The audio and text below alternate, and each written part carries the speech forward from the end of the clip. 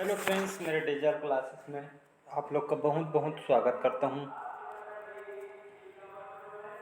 तो आज से हम नए चैप्टर स्टार्ट कर रहे हैं छत्तीसगढ़ को आधुनिक इतिहास। छत्तीसगढ़ के प्राचीन कालीन इतिहास, मध्यकालीन इतिहास से हमारा जो थर्ड जो चैप्टर चल रहा है छत्तीसगढ़ के आधुनिक इतिहास, और साथ ही साथ इसमें हम जितने भी राष्ट्रीय आंदोलन वगैरह हुए हैं तो उनके बारे में पढ़ेंगे। ये हमारा फर्स्ट पार्ट है, इसको याद रखिएगा। इसके पहले मध्यकालीन इतिहास छत्तीसगढ़ के बारे में पढ़ा चुका हूँ मैं, और यहाँ पे छत्तीसगढ़ के प्राचीन कालीन इतिहास भी कंप्लीट करा चुका हूँ।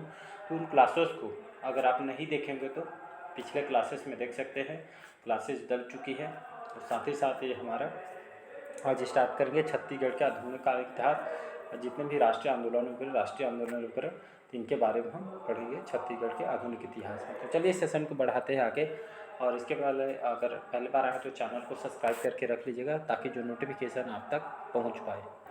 तो पहला क्वेश्चन है, रामायण, दीपिका, विक्रम विलास और ब्राह्मण स्त्रोत जैसे जो प्रसिद्ध कृतियों के लेखक कौन हैं?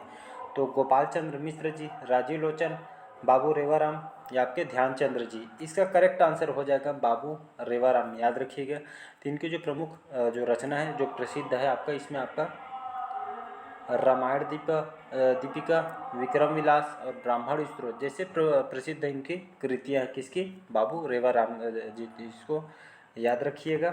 और यहाँ पे मैं बाबू रेवाराम जी की यहाँ पे बात करूँ तो ये हमारे छत्तीसगढ़ के प्रथम इतिहासकार भी हैं, जिसको याद रख। और इनको छत्तीसगढ़ के प्रथम इतिहासकार भी इनको कहा जाता है। इनकी जो संस्कृत में जो मतलब गीता माधव, गंगा लहरी, सार रामायण, ये आपके संस्कृत में इनकी रचना की गई है। और हिंदी में विक्रम विलास, रत्न परीक्षा, कृष्णमाला, रामेश्वमेघ, तारिके है वंशी, ये आपके हिंदी में लिखी गई है। तारिके जो है वंशी, आपके हिंदी में इसको लिखा गया है, तो इसको याद रखिएगा। ये आपके जो यहाँ के छत्तीसगढ़ के रतनपुर क्षेत्र के रहने वाले थे, इसको याद रखिएगा। अगला क्वेश्चन देखते हैं यहाँ पे, निम्नलिखित किस ब्रिटिश अधिकारी ने छत्तीसगढ़ में राजस्व व्यवस्था को दुरुस्त करने के लिए 3 वर्षीय राजस्व व्यवस्था लागू की गई थी? तो इलियट के द्वारा, चार्ल्स बर्थ, डिवन थॉम्पसन या आपके चार्ल्स नेपियर के द्वारा। तो चार्ल्स इलियट, इसको याद रखें। तो इन्होंने, ये आपके ब्रिटिश अधिकारी थे, इन्होंने छत्तीसगढ़ में राजस्व व्यवस्था को यहाँ पे दुरुस्त करने के लिए 3 वर्षीय राजस्व व्यवस्था लागू की। एग्जाम में क्वेश्चन पूछा है, राजस्व व्यवस्था जो है आपके मतलब किसके द्वारा से इसको स्टार्ट किया है? तो चार्ल्स इलियट के द्वारा स्टार्ट किया गया है, तो इसको याद रखिएगा।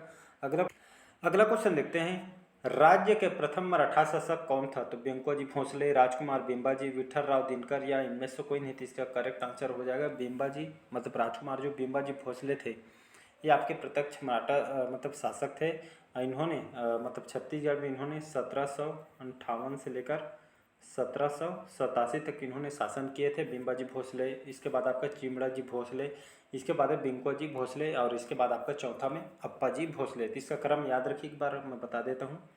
बिंबा जी भोसले बी, इसके बाद चिमड़ा जी सी, फिर आपका व्यंको जी बी, और आपका लास्ट में अप्पा जी। तो इस चारों क्रम को याद रखिए, एग्जाम में कई बार यहाँ से क्वेश्चन पूछा गया है। बिंबा जी भोसले की बात करूँ तो हमारे छत्तीसगढ़ में प्रथम मराठा शासक है, और आपके राजधानी किसको बनाया था? तो इन्होंने रतनपुर, याद रखें रतनपुर को इन्होंने, ये आपके मराठों की छत्तीसगढ़ की प्रथम राजधानी थी, तो इसको याद रखिएगा। इन्होंने जो राम टेकरी मंदिर है रतनपुर, इन्होंने मतलब स्थापना करवाया गया था। और जीर्णोद्धार की बात करूँ तो दूधाधारी मठ जो रायपुर में है, ये आपके जीर्णोद्धार इन्होंने करवाया था, लेकिन इसके निर्माणकर्ता आपके बलभद्र दास थे, तो इसको याद रखिएगा। इन्होंने रायपुर और रतनपुर इन्होंने प्रशासनिक एकीकरण किया था, और रतनपुर में इन्होंने न्यायालय की व्यवस्था इन्होंने की थी, आपके राजकुमार बिंबाजी भोसले ने, इसको याद रखिएगा। अगला क्वेश्चन देखते हैं, कैप्टन हंटर के बाद किसे छत्तीसगढ़ का अधीक्षक बनाया गया था? तो कैप्टन सैंडिस को, कैप्टन हंटर को, कैप्टन इगेनियो को, या इनमें से कोई नहीं थी? इसका करेक्ट आंसर हो जाएगा कैप्टन सैंडिस। तो इनको जो कैप्टन हंटर के बाद याद रखें, तो इनका जो शासनकाल है कैप्टन हंटर का 1825 तक इन्होंने शासन किया छत्तीसगढ़ में। इसके बाद आपका कैप्टन सैंडिस आए थे 1825 से लेकर 1828 तक इन्होंने यहाँ पे शासन किए थे। इन्होंने ताहूदारी प्रथा की शुरुआत किसके द्वारा की गई है? तो आपके कैप्टन सैंडिस के द्वारा की गई थी। और लोरमी और तरेंगा नामक 2 तालुका का निर्माण करवाया था। और आपके बस्तर और करोन जमींदारियों के बीच विवाद भी समझौता कराया था। और जो सरकारी जो कामकाज होता था ये आपके जहाँ इसमें अंग्रेजी भाषा का प्रचलन लाया गया था। और छत्तीसगढ़ में मतलब डाक वगैरह का व्यवस्था इन्होंने प्रारंभ करवाया गया था, तो इसको याद रखिएगा। अगला क्वेश्चन देखते हैं, तो इसमें मोस्ट इंपॉर्टेंट याद रखिए, इन्होंने ताबूतदारी प्रथा की शुरुआत की थी कैप्टन सैंडिस ने। और ये आपके सरकारी कामकाज में जो अंग्रेजी भाषा की इन्होंने मतलब स्टार्ट करवाया था। और इसमें याद रखने वाली डाकतार व्यवस्था इन्होंने मतलब स्टार्ट करवाया था, तो इसको याद रखिएगा। और यहाँ पे सैनिक और असैनिक दोनों प्रकार के अधिकार सौंपे गए थे इनके शासनकाल में। अगला क्वेश्चन देखते हैं, वर्ष 1934 में छत्तीसगढ़ में हरिजन सेवक संघ किसकी अध्यक्षता में गठित हुआ था? तो याद रखिए 1934 में यहाँ पे हरिजन सेवक संघ कौन से सन में? 1934 में, मतलब छत्तीसगढ़ में हरिजन सेवक संघ की अध्यक्षता गठित हुई थी 1934। किसके शासनकाल में? तो आपके घनश्याम सिंह गुप्त के शासनकाल में, इसको याद रखिएगा। छत्तीसगढ़ में दुर्ग जिले से इन्होंने स्वतंत्रता आंदोलन का नेतृत्व किया था, याद रखिएगा। कौन से जिला? दुर्ग जिला, आपको आंसर लेना है। और 1937 में इन्होंने मध्य प्रांत विधानसभा अध्यक्ष पद इनको नियुक्त किया गया था और छत्तीसगढ़ का विधान पुरुष कहा जाता है। और घनश्याम सिंह गुप्त इन्होंने आर्य समाज से भी जुड़े हुए व्यक्ति हैं, तो इसको याद रखिएगा। अगला क्वेश्चन देखते हैं, वर्ष 1906 में स्थापित समित्र मंडल के माध्यम से किसने सुधारों का श्री गणेश किया था? तो पंडित सुंदरलाल शर्मा ने, ठाकुर प्यारेलाल सिंह ने, माधवराव सप्रे ने, इसको लक्ष्मण राव, या आपके उपरोक्त में से कोई नहीं। इसका करेंट आंसर हो जाएगा पंडित सुंदरलाल शर्मा। इन्होंने 1906 में समित्र मंडल के माध्यम से इन्होंने सुधारों का इन्होंने श्री गणेश किया था। इनके बारे में बात करूं, ये आपके कहाँ के रहने वाले थे? इनका जन्म राजिम गरियाबंद के रहने वाले थे। और ये आपके इनके जो पिता थे जियालाल त्रिपाठी और माता देवती इनके पुत्र थी। तो याद रखिएगा इन्होंने समित्र मंडल की जो स्थापना है 1906 में किया गया था, इसको याद रखिए। इन्होंने 1920 में, याद रखिएगा 1920 में कंडेल नहर सत्याग्रह का नेतृत्व भी इन्होंने किया था, याद रखिएगा। और 1918 में छत्तीसगढ़ में इन्होंने प्रथम बार पांडुलिपि नक्शा बनाया था। और छत्तीसगढ़ राज्य की प्रथम कल्पना किसको कहा जाता है? तो सुंदरलाल शर्मा जी को, तो याद रखिएगा। और 20 दिसंबर 1920 में, याद रखिए, जो 1920 में जो कंडेल नहर सत्याग्रह का नेतृत्व किया था। और 20 दिसंबर 1920 में इनके आग्रह पर महात्मा गांधी का छत्तीसगढ़ में प्रथम आगमन हुआ था। तो कई बार एग्जाम में क्वेश्चन पूछा जाता है महात्मा गांधी का छत्तीसगढ़ में आगमन कब हुआ था? तो डेट को याद रखना है, 20 दिसंबर 1920 में ये महात्मा गांधी का छत्तीसगढ़ में आगमन हुआ था। और 1922 में, याद रखिएगा 1922 में इन्होंने जेल से श्री कृष्ण जन्मस्थली नामक पत्रिका इनके द्वारा निकाली गई थी। पेजों की संख्या लगभग 18 पेज थी। और छत्तीसगढ़ प्रथम जंगल सत्याग्रह सिहावा जंगल सत्याग्रह में इनकी प्रमुख भूमिका रही थी। और 1925 में, याद रखिएगा 1925 में इन्होंने राजिम में अस्पृश्यता विरोधी आंदोलन इन्होंने चलाया गया था। इनको छत्तीसगढ़ के गांधी भी कहा जाता है। और छत्तीसगढ़ में जन जागरण और राष्ट्रीय जागरण के अग्रदूत इनको कहा जाता है, तो इसको याद रखिएगा। अगला क्वेश्चन देखते हैं, मराठों ने अपने शासनकाल में छत्तीसगढ़ को कितने सूबों में बांटा था? तो लगभग 8 सूबेदारों में बांटा गया था, तो इसको याद रखिएगा।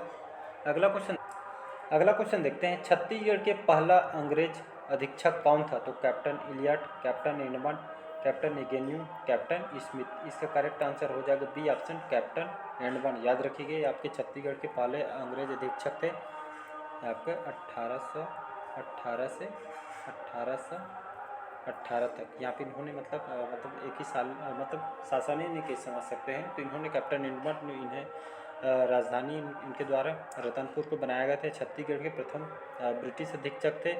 और नागपुर के भोसला राज्य पर इन्होंने मतलब संरक्षण के अंतर्गत छत्तीसगढ़ के नियुक्ति प्रथम सुप्रिटेंडेंट कैप्टन एडमंड था।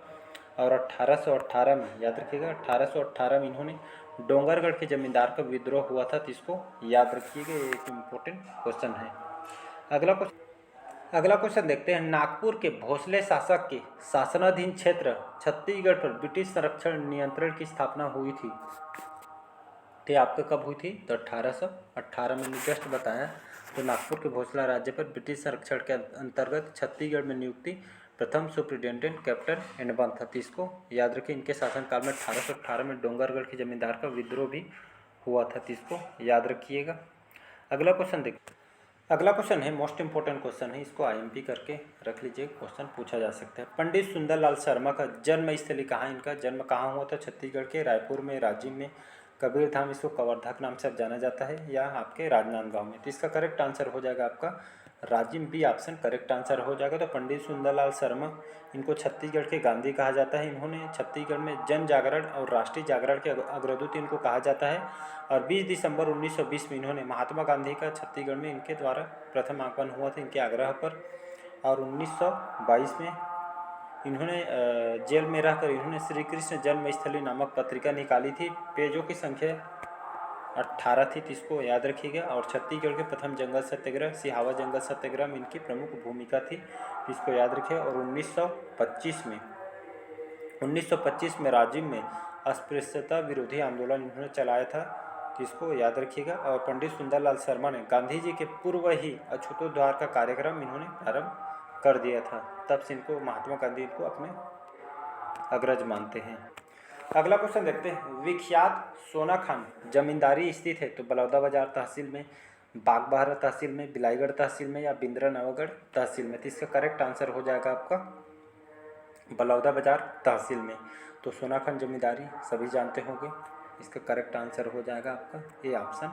तो सोना खान जमींदारी बलौदाबाजार तहसील के अंतर्गत आता है।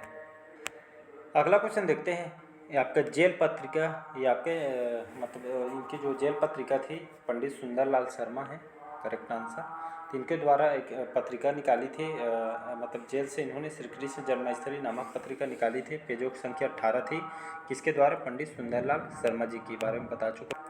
अगला क्वेश्चन देखते हैं। चर्चित रायपुर राजनीतिक सम्मेलन ये आपके कौन से सन में हुआ था? तो वर्ष 1920 में, 1921 में, 1922 में, या 1923 में ये हुआ था आपके मई 1920 में। आपके रायपुर में जो चर्चित राजनीतिक सम्मेलन हुआ था आपके वर्ष मई 1920 में आपके राजनीतिक सम्मेलन हुआ था रायपुर में।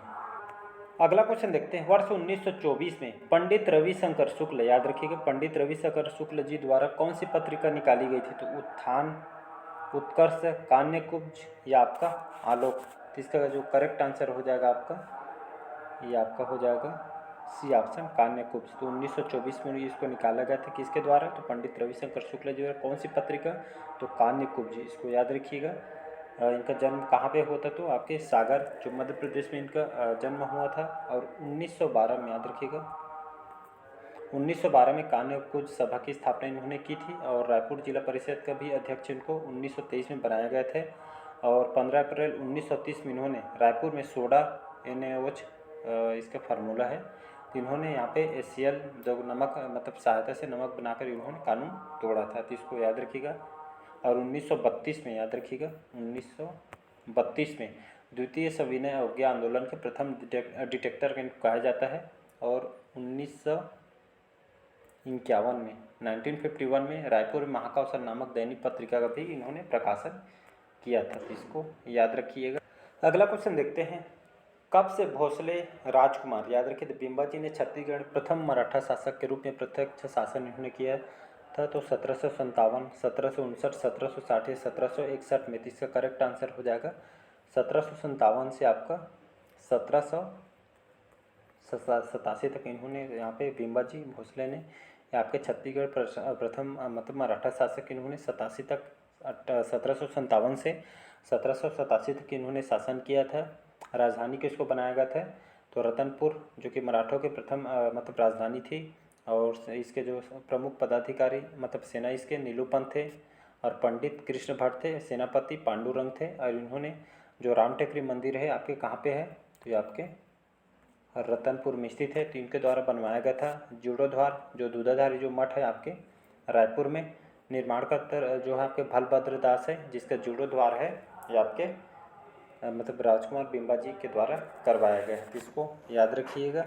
और इन्होंने मतलब यहाँ पे जमींदारों से संबंधित है। तो धमधम इन्होंने मतलब यहाँ के जमींदार ने विद्रोह किया था। और कालांतर में जल समाधि द्वारा प्राण त्याग दिया था। खैरागढ़ में सर्वाधिक टकूली वसूला जाता था। और दशहरा में स्वर्ण पत्र देने की प्रथा जो सांस्कृतिक प्रथा ये आपके बीमबाजी भोसले ने ही चलवाया था, तो इसको याद रखिएगा। और इन्होंने रायपुर और रतनपुर का प्रशासनिक एकीकरण किया था और रतनपुर में न्यायालय की स्थापना इनके द्वारा करवाया गया था।